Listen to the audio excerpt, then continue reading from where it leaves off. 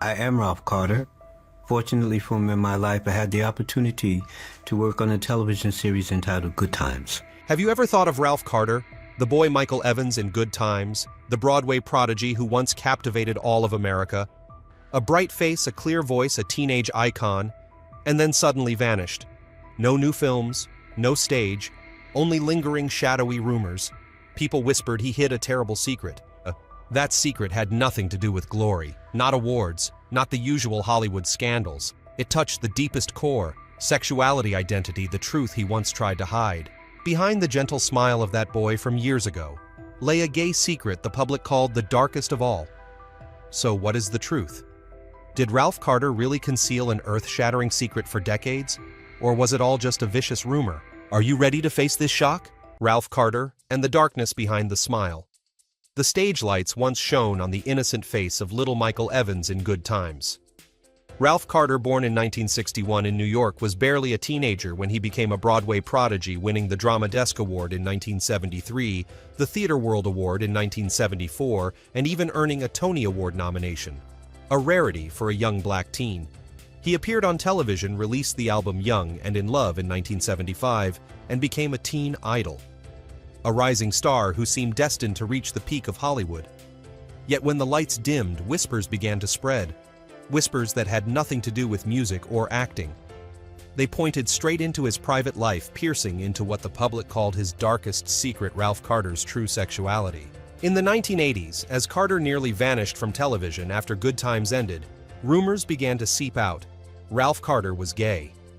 For America at that time, when the LGBTQ+ community was still forced to live in the shadows under heavy stigma, such a rumor wasn't just a tabloid footnote.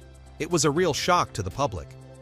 Carter's image had been built so differently, a well-behaved boy, a pure voice, a symbol of the hard-working, loving black family on the sitcom.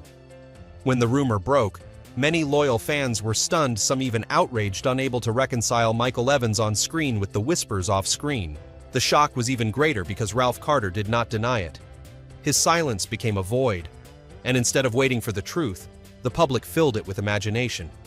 People wrote blogs, whispered on forums, tabloids ran headlines, and exposing the secret videos popped up.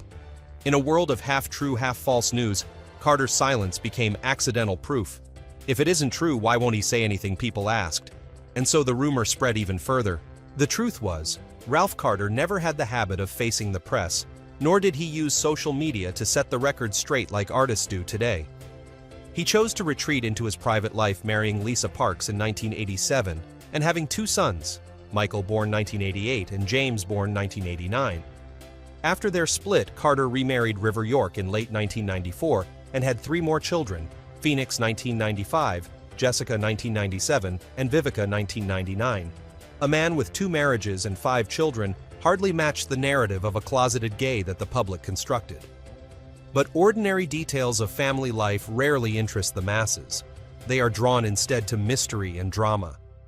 And Carter, through his silence, became the perfect target for malicious theories. For a star who once appeared on Soul Train, released charting R&B songs, and enchanted millions, as Michael Evans, such rumors were like a cold cut.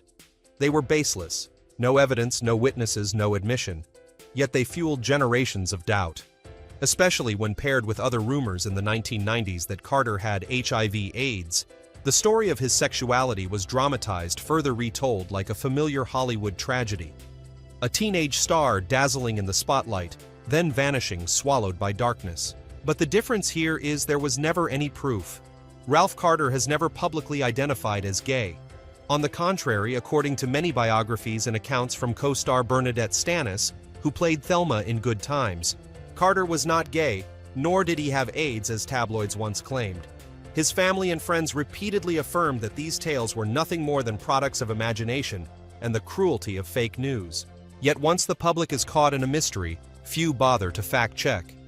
They prefer sensational headlines to the simple truth. Ralph Carter was merely an artist who chose to step away from the spotlight to live a normal life. And in that gap, the dark secrets were fabricated, passed down as part of his supposed mystery. So what shocked the public? It wasn't just because Ralph Carter had once been a Broadway prodigy, a Tony nominee at age 13, or a positive black family icon in Good Times. The shock lay in how starkly the image clashed with the rumors.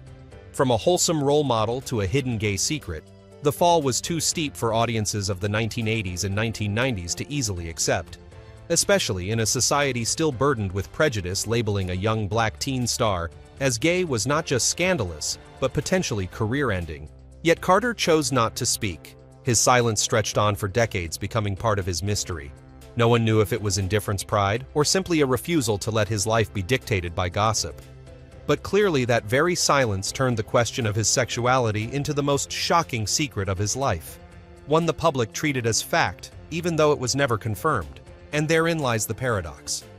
Ralph Carter, once an actor who brought joy, laughter, and pride to black audiences, became a victim of baseless rumor. He is remembered not only for his talent, but also for a secret that never existed. A secret born from silence, inflated into a collective shock and lingering as an unanswered question for decades. Was Ralph Carter really hiding a dark gay secret, or was it all just a phantom shadow conjured by curiosity and prejudice? The storm of public opinion and the unexpected reaction, rumors were just the spark, but public opinion was the wind that fanned the flames. When whispers about Ralph Carter began to spread, the public did not remain silent. They reacted.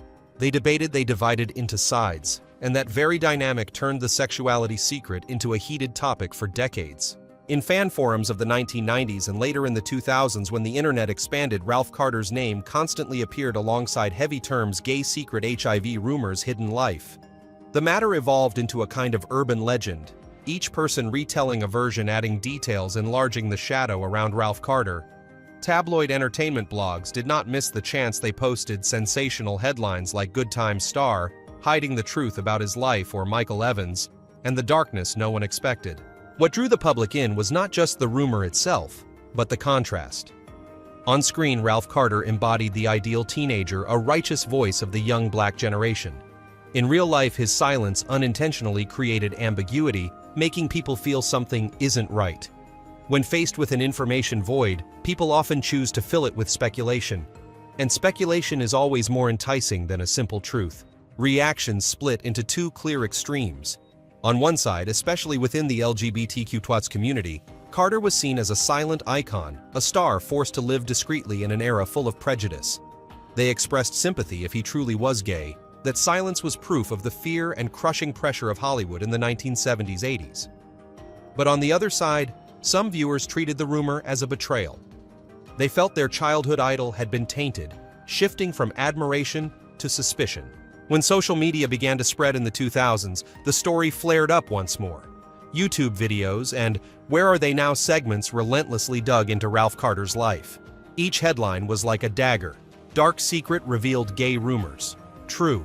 This wave of exposure not only fueled curiosity, but also kept the secret shadow alive across generations of audiences. What made it more striking was Ralph Carter's unwavering choice of silence.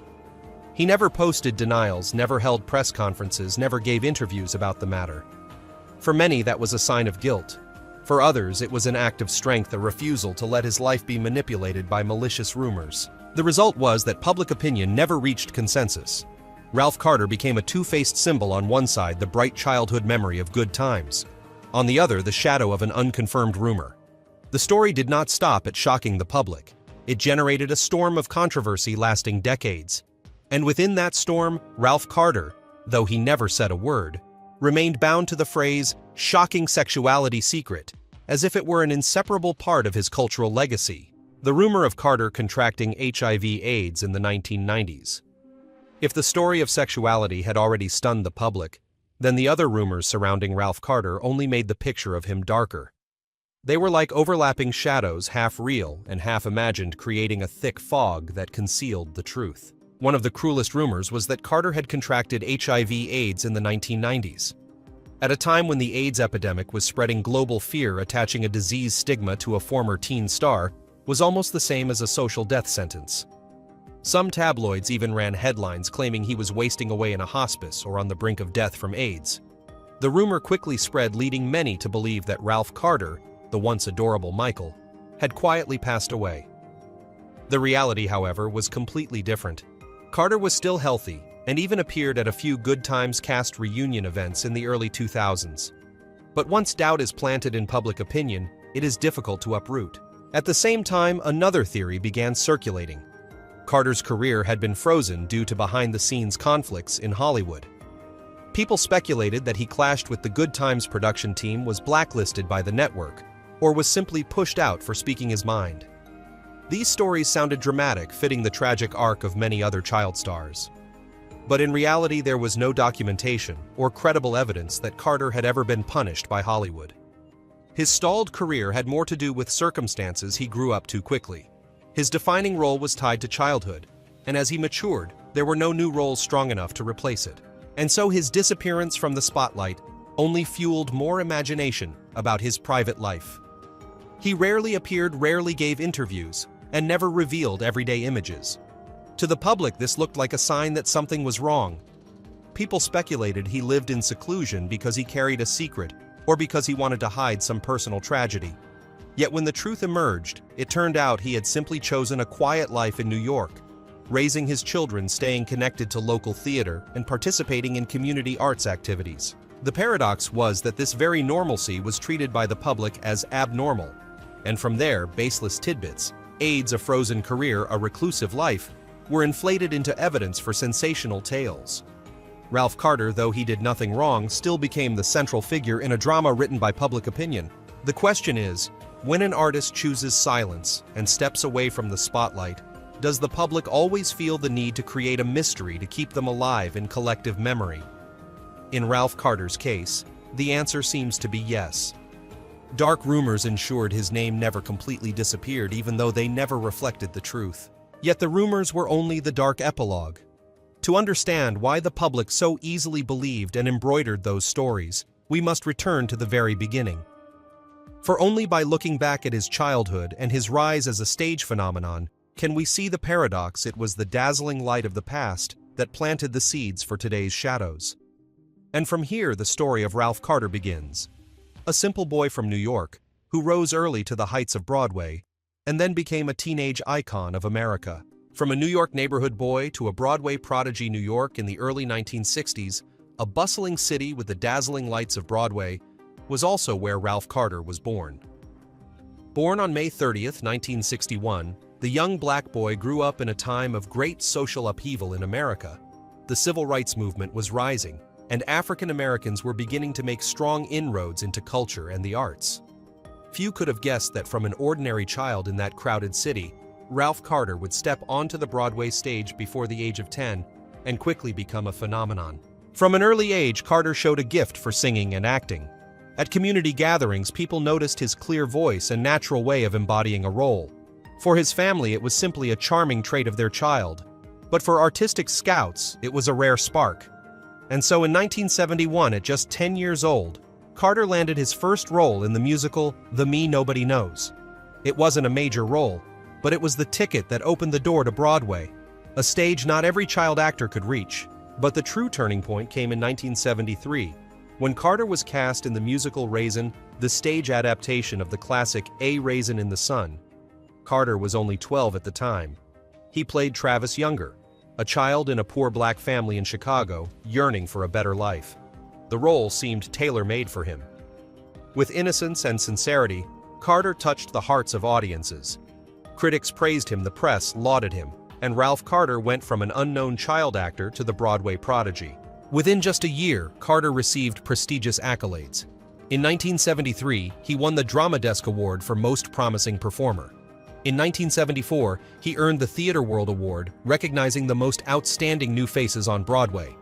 Most notably, Carter was nominated for a Tony Award for Best Featured Actor, an extraordinary achievement for a boy not yet 13. In the history of American theater, few teens had ever been nominated for a Tony so early. His career blossomed like summer fireworks.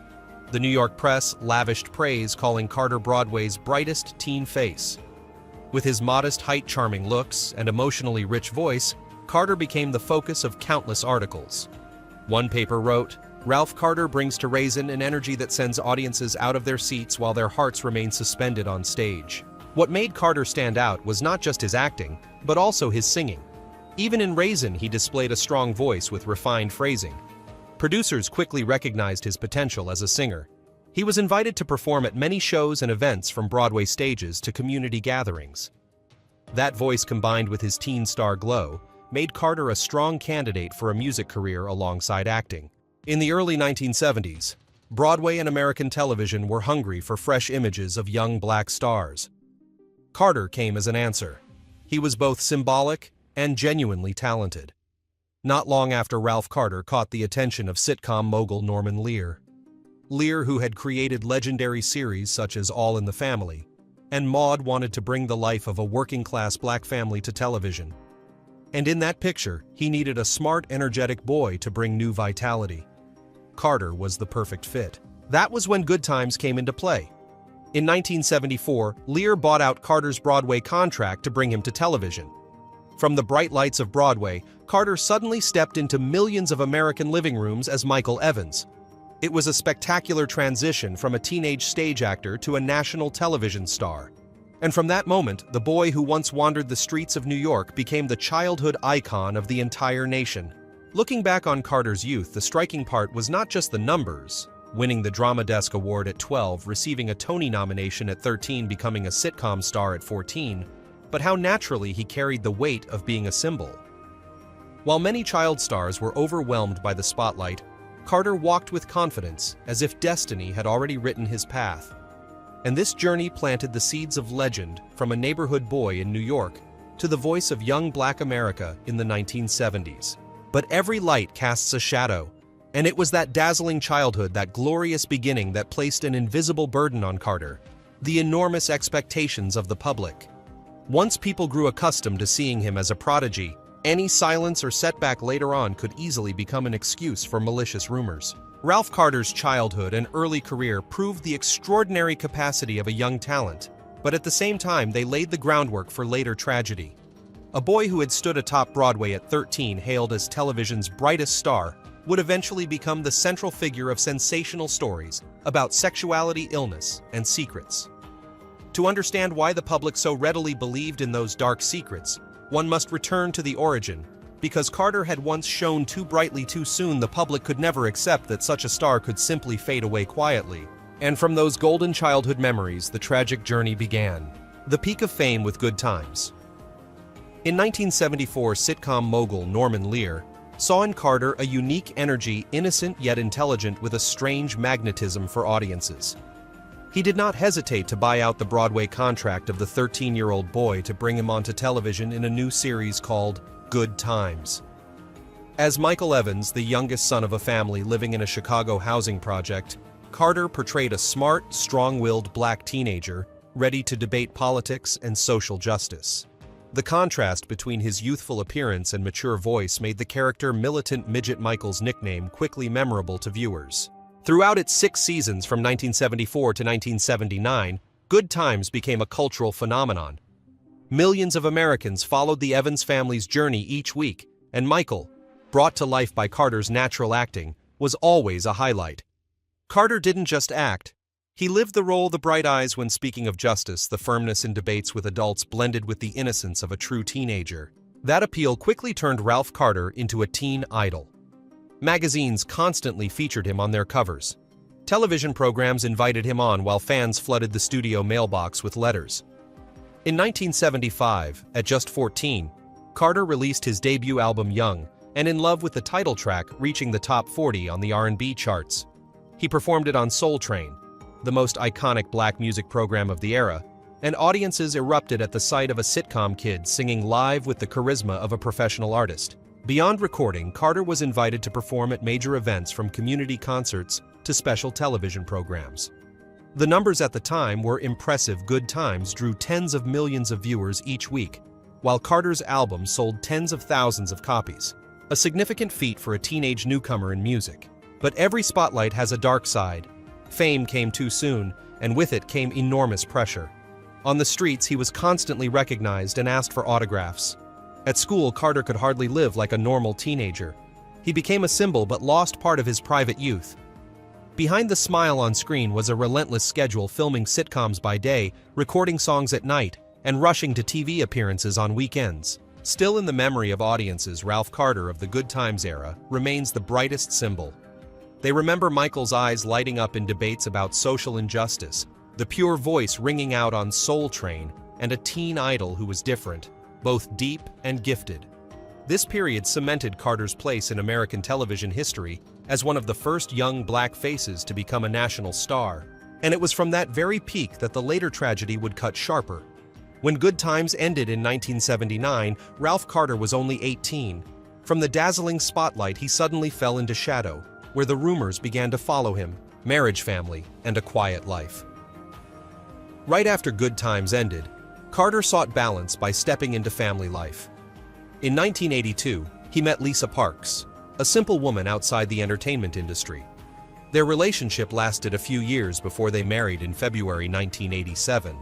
The wedding was quiet, modest, and almost entirely absent from the press. Yet that very discretion fueled speculation. Was Carter hiding his love life because of some secret? In truth, it was simply his way of protecting a private home away from the media's invasive gaze. 2 years later, Carter and Lisa welcomed their first child, a son named Michael, 1988. The choice was hardly random. It was the same name as Michael Evans, the character that defined Carter's teen career. A year later, they had their second son, James, 1989, coincidentally the name of the Evans family father in Good Times. Many fans believed Carter had cleverly woven both past and present into his children's names as a way of honoring the legacy of his career. But the first marriage did not last. After 5 years together, Carter and Lisa divorced in 1992. The reason was never disclosed. Once again, tabloids pounced, spinning countless theories, from family disputes to sexuality secrets. Close friends, however, insisted it was nothing more than the usual cracks in marriage, not nearly as dramatic as the gossip suggested. 2 years later, Carter found happiness again. He met River York, a private woman who avoided public appearances. They got engaged on December 2, 1994, and married less than 3 weeks later on December 20th. A swift, quiet wedding with no fanfare. Soon after, 3 children followed: Phoenix 1995, Jessica 1997, and Vivica 1999. Thus, Carter became the father of 5, 3 sons, 2 daughters, spanning across the 1980s and 1990s. What was striking was that Carter never flaunted his private life. He didn't bring his wife and children onto red carpets, never showcased family photos in the media. Even as social media boomed, Carter stayed far away. To the public, this silence was again twisted negatively. He must be hiding something. But in reality, Carter simply wanted an ordinary life, being a husband, a father, raising his children without the glare of the spotlight. Because of this, Carter's life drifted further from public view. In rare interviews, it was revealed that his family settled in New York, choosing peace over glamour. His children grew up almost entirely outside media scrutiny. There were no headlines about rebellious celebrity kids, no scandals surrounding his marriages. Ralph Carter seemed to succeed in shielding his family from the pitfalls that so many other child stars encountered. Ironically, it was this very privacy that made Carter seem more mysterious to old fans. When they couldn't see him on screen, read about him in the papers, or find him online, curiosity automatically wove darker narratives. His quiet domestic life was draped with imaginary drama that he never actually lived. So what was the truth? Ralph Carter went through 2 marriages, raised 5 children, and maintained a stable life in New York. He never collapsed under scandal, never succumbed to addiction, never went bankrupt like many other former child stars. On the contrary, he chose the less traveled path, stepping away from fame to protect the peace of his household. On rare occasions, Carter still showed pride when speaking of family. At Good Times reunions in the 2000s, he appeared smiling with relief, but never brought his wife or children. For him, family was an inviolable territory.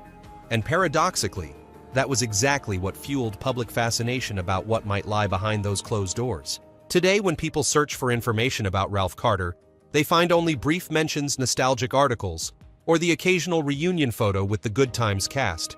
Nothing more. But that very absence has turned him into a living legend, not because of display, but because of an unsettling silence. The Ralph Carter of today has nothing left to prove. He doesn't need to chase past glory nor explain the rumors that once surrounded him. The simple truth is, this Ralph Carter is living a peaceful life in New York, far from social media, while the legacy of Michael Evans remains intact in the memory of popular culture. If you find this story fascinating, don't forget to hit like, subscribe, and turn on the notification bell so you won't miss our next videos. We'll continue to bring you more secrets about the stars who once made history, the stories behind the spotlight that you've surely never heard before. And what about you? Which detail in Ralph Carter's life surprised you the most? Leave a comment below. We'll pick out the most interesting thoughts to feature in our next video. All data, analysis, and commentary in this video are presented based on information available at the time of production. The content is subject to change over time and should not be considered a definitive forecast. There is still so much more to explore. Stories of resilience, legacy, and truth. Feel free to dive into some of our top recommended videos now appearing on your screen.